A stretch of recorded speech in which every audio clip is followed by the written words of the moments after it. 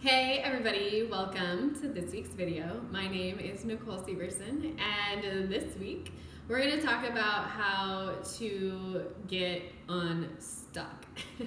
So if you're feeling stuck, or like you're in this like pattern or rut or something that you just like cannot get your way out of, we're going to talk about it. So obviously if you are feeling stuck, you were drawn to this video based off the title. So let's talk about it. So the first way to get yourself out of a pattern is to actually become aware that you're in one. So for most of you who are like, oh yeah, this video is for me, at least you're through the first step. So you get to a point where you realize that something isn't working. It's usually associated with something negative, because sometimes, we have patterns that even in relationships work for us for a really long time, and then it gets to a point where it's an old pattern. If you think of it like software or, cell phones, and the evolution, or even just telephones in general that I've made, is as you start to evolve and grow, you'll grow out of certain patterns or habits. So if you are aware that something isn't working for you, this can be in any area of your life. It can be relationships, it can be a job, it can be, relationships, job, parenting, I don't know what other patterns aren't working for you financially. I don't know. I'm doing this live. Bear with me. Anyway, you'll know, if you overspend more than you make, or, outlive your means, that's a bad pattern. So usually you'll start to become aware of a pattern no longer working because it becomes there's more pain associated with it than pleasure.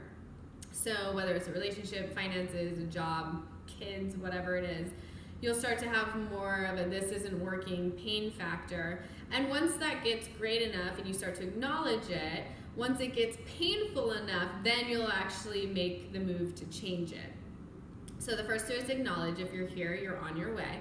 The second part of this is to either, if it's in a relationship, to make amends with yourself or the person that this pattern is around. So if it's, let's use the money one for instance, if you overspend, so acknowledging that is first. The second is to forgive yourself and be like, you know what, I was having fun, whatever it is, if you're buying education or going out to dinner too much or whatever it is, to acknowledge it and then forgive yourself for it.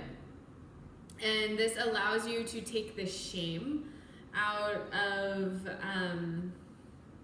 admitting it, because sometimes that's the worst part. So if you're able to talk this out with a friend, that's also a really great option for just being like, man, I really messed up, and I'm in a lot of pain around this, and this isn't working for me, and maybe I don't know what else to do. And just voicing that even more than once. Sometimes, it takes a bit to uncover a lot of that, but being able to take the shame out of it. So once you voice something, shame can't hide in the air, so to speak.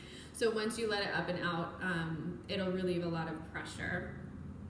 And the third step is to then choose differently. So if you know that you're overspending or in a relationship that's not working, and you choose to keep overspending or to keep seeing this person when you know it's not working, you're kind of just reinventing the wheel. And I know that it might not feel like you have control over it at first, but you do. You always do. So choosing differently.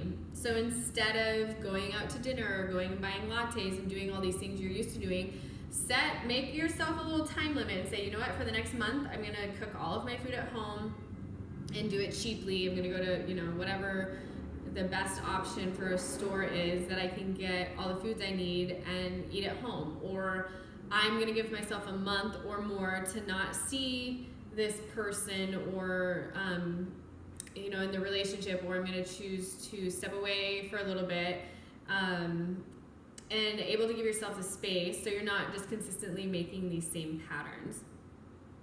And then the next thing is to, the last part here is to let go of the outcome. So while I know that goals and visions are absolutely crucial to us fulfilling our purpose and going out there and creating the change, and if you think about Thomas Edison or Ford, or just these different people who just had it in their head and were like, this is happening and I don't know what it's going to look like yet, but it's happening. And that's where I'd like you to be, is to be able to focus on what you want to happen, but not how so much it looks. So being able to say, yeah, I want to get my finances in order, but not putting so much pressure on yourself of how it has to look. So a lot of the time with the money thing in general, we associate like, oh, if you have a lot of money, you can spend it more freely, going out to dinner all the time and spending money on, cars or different things. Whereas if you're taking a month to eat at home, you might feel like it looks like you don't have money, and then being able to let go of how it looks for now, and knowing that you're working towards that end goal of wanting to get your finances back in order. And the same thing with the relationship stuff. If let's say you have this relationship where you really want to be with this person and they're just not reciprocating it, that can be whether you're single or in a relationship. And if you are able to commit to, I want whatever relationship I'm in, whether it's with myself or someone else, to be like this and have different traits or things that you really want, that this is what I want, and letting go of what it looks like in the specific relationship that you're so attached to. I'm hoping that makes sense in how I just explained this. So with the relationship, instead of saying with this person it has to look like this in order for it to be happy and all the things, and focusing on how you want your relationship to look in yourself, with yourself, and also with other people, how you want it to feel and be.